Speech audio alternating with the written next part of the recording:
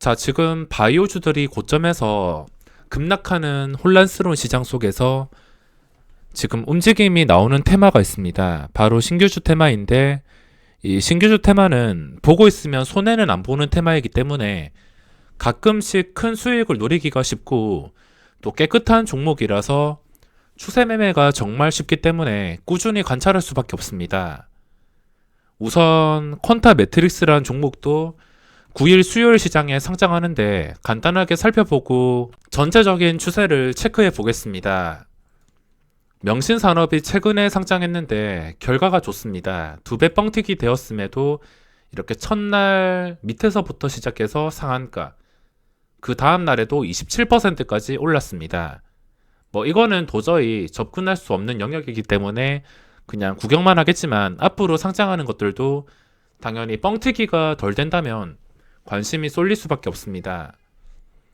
이 종목이 아쉬웠던 점이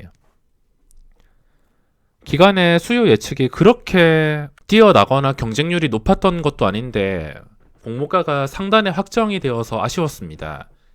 기간의 경쟁률도 없다 보니까 이제 개인의 경쟁률도 그렇게 크게 붙지 않았습니다. 167대 1로 마감을 했으며 전체 주식수가 1458만 주, 25,000원짜리가 한 2만원쯤이었으면 그래도 장 초반에 밀리지 않는 거 보고 공략을 할 텐데 25,000원짜리가 1,400만 주, 딱 보더라도 규모가 꽤나 있는 편입니다. 근데 이거를 명신산업이랑 비교를 해보더라도 요즘에 거래대금이 워낙 세다 보니까 시가총액 1조가 안 넘어도 1조 근처까지 간다 하더라도 좀 활발하게 움직이는 것을 볼 수 있어서 일단 시가총액에 대해서는 이야기를 하지 않겠습니다. 만약에 25,500원에 시작을 하게 된다면 시가총액은 약 3,700억 규모가 됩니다. 시가총액이 꽤나 있는 편인데 일단 이런 종목들은 시작하고 나서가 중요합니다. 시작하고 나서 당연히 초반에는 이렇게 거래량이 집중될 수밖에 없는데 그 뒤에도 어느 정도 일정 거래 대금이 유지가 되거나 위로 호가창이 좀 괜찮다 싶어야지 접근을 할 수가 있습니다. 당연히 이동평균선 위에서 흘러가는 것은 기본이며 호가창이 괜찮아야 됩니다. 장중에 움직일 수 없는 호가창으로 완전히 위아래 틀어막고서 거래를 한다면 올라가지 못하고 수익을 내기가 까다로울 수가 있습니다. 매물대가 굉장히 중요하겠는데 매물대가 엄청나게 많고 한 호가당 빡빡하게 채워져 있으면 그거 뚫어줄 때 저 같은 단타들 전부 다 몰려오면서 뚫어줄 때 당연히 힘을 실어줍니다. 그러면 잠깐 몇 개 호가가 뚫리긴 하겠지만 또 순간적으로 매수가 들어오지 않으면서 단타가 나갈 때 계속 제자리로 돌아가면서 분봉상 윗꼬리만 계속 잡히면서 결국에 실망감에 무너질 수도 있습니다. 그러니까 시가총액에 상관없이 매물대가 얼마나 형성되냐가 가장 중요할 것 같습니다. 유통 가능한 물량은 구주주가 꽤나 있는 편인데 당연히 이 종목은 공모가 근처에서 시작을 하는 게 중요하고 장 초반에 기관 투자자랑 그리고 구주주들 순간적으로 나갈 때 주가가 잘 버텨줘야지 그때 공략을 할 수가 있습니다. 좀 더 확실하게 공략을 하려면 거래량이 위로 매물대를 잡아먹을 수 있는지 확인하고서 확실한 VI가 걸리거나 시작하고도 주가가 잘 밀리지 않거나 아니면 의외로 첫날부터 기관에 수급이 들어오거나 이런 경우라면 매매를 할 수가 있습니다. 뻥튀기가 안 되고 공모가 정도에 시작을 해서 적당한 거래량이 꾸준히 나오면서 매물대가 좀 괜찮아야지 변동성을 노려볼 수가 있습니다. 첫날에 억지로 매매할 필요 없이 첫날에 양봉이 뜨면은 그 다음 날에도 활용을 할 수 있기 때문에 첫날에 무리하게 대응할 필요는 없습니다. 자, 전체적인 추세를 살펴볼 텐데 급등 스타트를 끊던 종목이 첫 번째로 이오플로우인데 그 다음엔 박셀바이오가 급등이 나오면서 신규주 분위기를 완전히 살렸습니다. 근데 둘 다 보시면 최근에 고점 다 돌파한 상태며 박셀바이오도 시간의 거래에서 3.6% 꽤나 올라서 마감을 했습니다. 그전 고점이 13만 5,700원인데 시간의 거래에서 신고가 근처에서 마감을 했으며 이게 투자 경고 상태인데도 주가가 쉽게 밀리지 않고 5일선 타고 꾸준하게 올라오고 있습니다.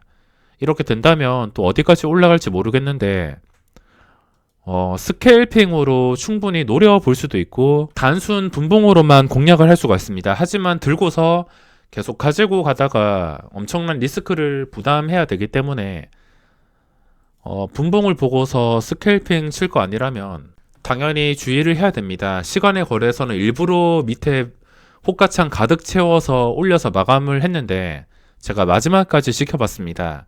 마지막에 5,400원에서 충분히 띄울 수 있었는데 일부러 밑에 뺐다가 넣었다가 반복하면서 좀 매수를 유도했던 것 같습니다. 이런 종목들은 그냥 장 초반에 공략할 때 일단 빠질 때까지 기다립니다. 만약에 안 빠지고선 그냥 수직으로 급등하면 그냥 버리면 되고 매도가 좀 크게 나올 때까지 기다렸다가 매도가 나옴에도 주가가 그냥 고점 근처에서 잘 밀리지 않고 시초가에서 멀어지지 않는다면 그땐 밀리지 않는 종목이구나 생각하고서 또 공략을 할 수가 있습니다. 우선 박셀바이오 차트만 봤을 때 계속 계단식 상승으로 끝까지 상승하면서 신규주들의 분위기를 이끌고 있습니다. 그리고 이오플로우 이것도 신고가 상태인데 이미 그전 고점 55,000원 근처에서 잡은 분들이 아니라면 당연히 고점에 무리해서 들어갈 필요가 없습니다. 단타는 고점에 들어가서 잠깐 먹고 빠지면 되겠지만 끝까지 보유할 생각으로 고점에 잡는 것은 그전 고점 근처가 아닌 이상은 다음 버스를 기다려야 됩니다. 그리고 명신산업 같은 경우에는 이것도 구경만 할 생각입니다. 그리고 앱코도 지금 중요한 자리 근처에서 거래가 되고 있습니다. 딱 보더라도 최근에 좀 높았던 고점 보시면 32,300원입니다. 종가가 이거 위에서 형성이 된다면 그 뒤에도 자연스럽게 매수가 붙을 것 같은데 일단 이거 밑에서 형성이 되었습니다. 하지만 장중에 언제라도 시초가 위에서 거래가 되면서 제가 여기서 당하긴 했지만 어쨌든 시초가 위에서 주가가 밀리지 않고서 꾸준하게 상승한다 싶으면 또 순식간에 고점 돌파가 가능할 수가 있습니다. 이오플로우나 그리고 박셀바이오 이거 보시면 공통점이 있는데 10월 26일 보시면은 박셀바이오가 상한가에 마감했습니다. 이 상한가에 마감하는 날에 그전 고점 근처에서 마감을 하지도 않고 이날 끝까지 올려서 상한가에 마감했습니다. 저 같은 경우에 종가를 많이 참고하는데 종가가 그전 고점에서 마감해주기를 좀 기대했었는데 그냥 싸게 사려는 사람들 다 무시하고서 상한가까지 보내버렸습니다. 이런 중요한 자리 위치에 놓인 종목들도 작정한 주포만 있다면 또 어떻게 움직일지 알 수도 없습니다.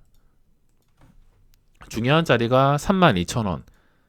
그리고 고바이오랩은 5일선도 지켜주지 못하면서 거래량이 점점 줄어들고 있습니다.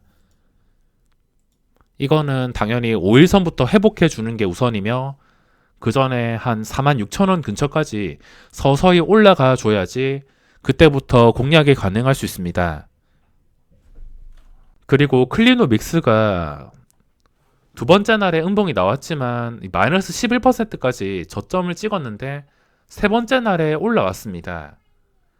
이런 차트를 네페스 아크에서 봤는데 좀 비슷한 차트를 봤는데 일단 내려갈 자리에서 내려가지 않고서 아래 꼬리 달고 그 다음에 양봉까지 떴다는 것은 거래량까지 동반해서 양봉까지 떴다는 것은 일단 기본적인 힘이 살아있다는 것입니다.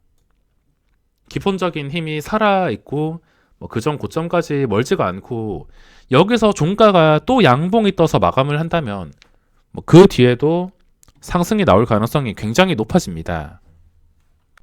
제가 최근에 놓친 종목이 있는데 A스토리라는 종목을 놓쳤습니다. 이게 조건 검색에도 잡히고 이 종목을 일단 놓쳐가지고 고점에서 들어가지 못하겠지만 제가 제일 좋아하는 그림이 나왔습니다. 보시다시피 상장 초기 고점 보시면 월봉으로 보시면 상장 초기 고점이 15,300원입니다. 이거를 봤어야 되는데 제가 이걸 놓쳐버렸습니다. 제가 항상 강조드리는 그림이 15,300원. 보시면은 주가가 갑자기 올라와서 15,300원 이를 유지하고 있습니다. 그러니까 이렇게 엄청난 시세가 나왔는데 이 그림을 제가 놓쳐버렸습니다. 저라고 모든 종목을 다 캐치할 수 있는 게 아니기 때문에 제가 왜 이런 그림을 좋아하는지, 그리고 신규주들이 이런 그림이 왜 중요한지 A스토리뿐만 아니라 이오플로우나 박셀 바이오만 보시더라도 바로 알아챌 수 있습니다. 그러니까 제가 에코나 뭐 고바이오랩이나 클리노믹스나 이런 그림이 뜨기를 기다리는 겁니다. 그럴 가능성이 캔들 한두 방에 따라서 생길 수 있기 때문에 당연히 주기적으로 볼 수밖에 없습니다. 그리고 신규주들 다 급등 나온다고 두 배 뻥튀기 된 종목들 계속 하락이 나오다가 잠깐 반등이 나오긴 했지만 보시다시피 고점과 거리가 있는 편입니다. 당연히 공략할 계획은 없으며 A스토리도 15,000원 이 자리를 초기에 놓쳤기 때문에 공략할 생각이 없습니다. 신규주 상승이 이렇게 무서운 게 고점 제대로 뚫어주면은 그 뒤로 시세가 정말 쉽게 나옵니다. 그리고 A 플러스 에셋 차트만 보더라도 당연히 공략할 생각은 없으며 다른 종목들도 마찬가지입니다. 네베스 아크 같은 경우에도 최근에 이 구간 고점이었던 41,000원 이상에서 마감을 해야지 분위기가 살아날 수가 있습니다. 종가가 중요하며 시간이 지나가지고 이 위에서 마감을 하게 된다면 공략을 하는 것이고, 그게 아니라면 공략을 할 필요가 없습니다.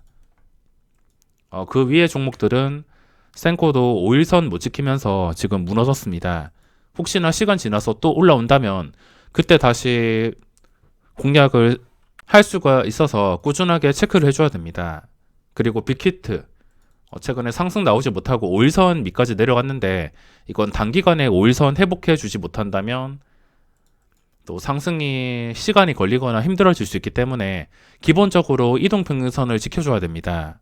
항상 이동평균선 위에서 유지가 되어야지 매수가 들어올 확률이 높아지기 때문에 추세가 좋은 것만 잡아서 종가가 어떻게 형성이 되는지 꾸준하게 체크를 해야 되며, 위의 종목들은 아직 신호가 없습니다. 무작정 들어가는 게 아니라 양봉 캔들 한두 방이면 분위기가 완전히 바뀔 수 있는 상황이라서 이렇게 주기적으로 살펴봤습니다. 자, 그럼 이번 영상은 여기서 마무리하겠습니다.